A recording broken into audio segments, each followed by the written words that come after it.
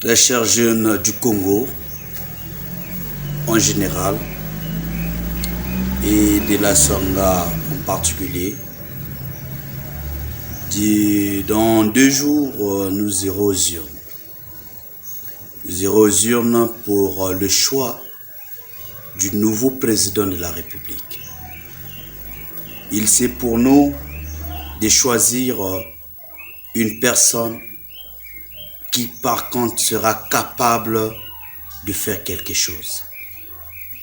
Parce que quand nous parlons de démocratie dans notre pays, nous nous mentons nous-mêmes. Au Congo, à l'exception de l'élection présidentielle de 1992, les élections sont transformées en un moyen de légitimation explicite d'un pouvoir qui, lorsqu'on voit, est conservé dans la brutalité et des intimidations. Chers jeunes, notre engagement s'inscrit dans la mesure où nous ne pouvons, malgré cet état de choses, c'est la façon dont on gère notre chose publique, la chose publique, cet état de choses, nous ne pouvons croiser les bras et assister en même moment sans agir pour sauver notre pays, car l'heure est grave. Nous devons prendre un élan de sursaut national pour sauver notre pays. Vous êtes et vous avez été vous-même comptable de la mégestion de 37 ans de pouvoir. 37 ans de pouvoir, ce n'était pas 37 jours, ni 37 mois, ni 37 heures, ni 37 secondes. J'ai dit 37 ans. Tu es jeune, diplômé. Tu es là, tu cherches toujours, tu toques la porte de la fonction publique.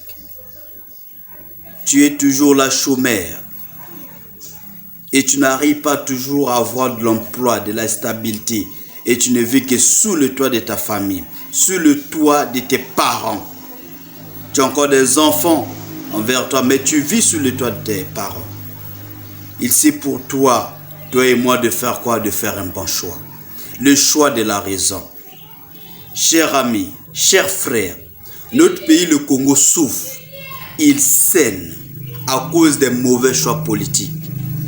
À cause des mauvais choix politiques. L'orgueil, l'intolérance, le non-respect des lois et règlements de la République. Nous sommes témoins de l'histoire. Nous sommes conscients que du fait que l'ensemble des départements du Congo connaissent les mêmes problèmes. Le département de la Sangha ne fait pas l'exception. C'est donc face à un pouvoir complice que nos populations manquent désormais d'eau à boire à cause de l'exploitation sauvage des ressources naturelles. Je prends le cas de l'or qui aujourd'hui est exploité à Soanké, dans le district de Soanké. Et nous ne maîtrisons pas où va cette somme d'argent.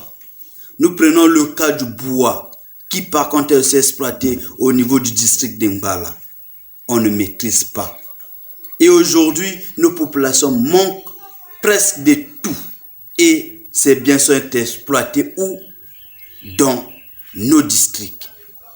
Où hier, il y a eu l'interdiction de l'exploitation de l'or dans d'autres départements. Pourquoi cela continue toujours au niveau du département de la Sangha, au niveau de Soanké?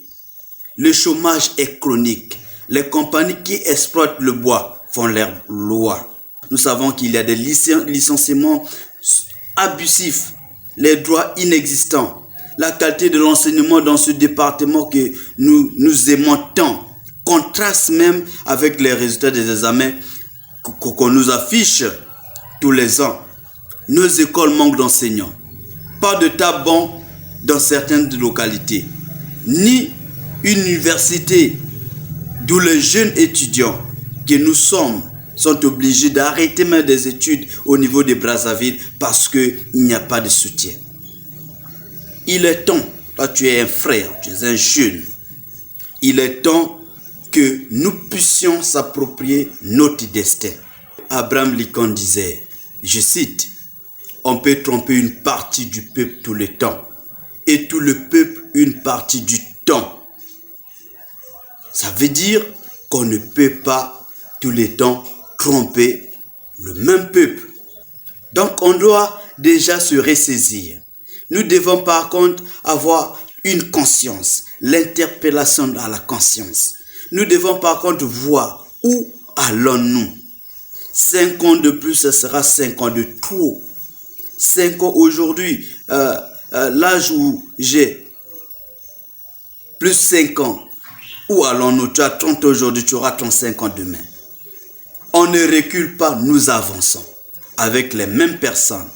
Ne pensez pas que oui, poursuivons la marche vers le développement, ça sera un changement. Nous aurons toujours les éternels ministres. Nous aurons toujours les députés où on ne veut pas, ils sont toujours là, accros. Mes chers frères,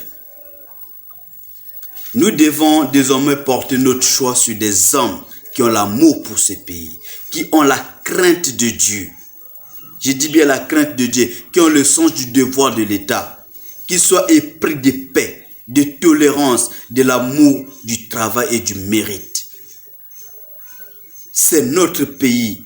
L'état comaté dans lequel notre pays est plongé depuis plusieurs décennies nécessite un diagnostic et une prophylaxie adéquate qui doivent être prescrits par un médecin chevronné.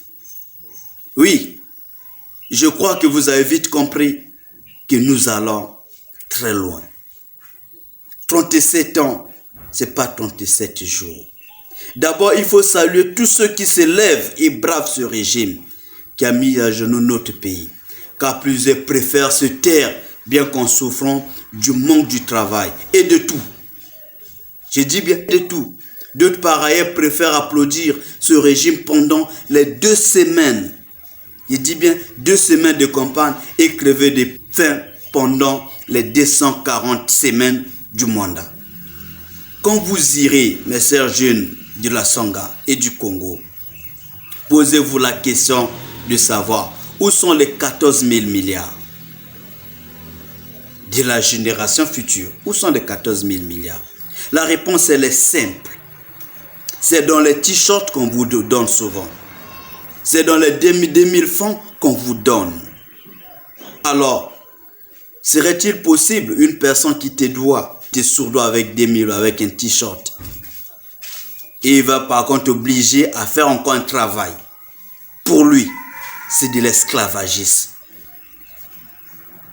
La municipalisation accélérée de la Songa, oui, c'était prévu pour la Songa, c'était pas pour Ouesso. Même ici au niveau de Ouesso, tout est inachevé. Tout est inachevé. Pourquoi? Au moment où nous avons voté un budget de 450 milliards. Donc, c'est à nous. Chers jeunes, nous sommes majoritaires dans ce pays, mais marginalisés. Alors, notre engagement et notre position pendant cette période électorale détermineront notre avenir pendant les 5 années à venir. Nous devons faire ce qu'on appelle le choix de la raison. L'âge avance, mais où allons-nous? Nous devons par contre raisonner ainsi. Nous devons choisir un candidat. Je dis tout sauf le candidat du PCT. Je dis, vous avez 7 candidats. Sur les 7, il y a les candidats de l'audace. Nous avons le candidat, le meilleur arrive. Vous devez déjà comprendre. Le meilleur arrive, c'est à vous maintenant de faire en sorte que ce meilleur soit là. Nous ne devons plus applaudir la médiocrité. Trop, c'est trop. J'en ai fini. Prenez conscience.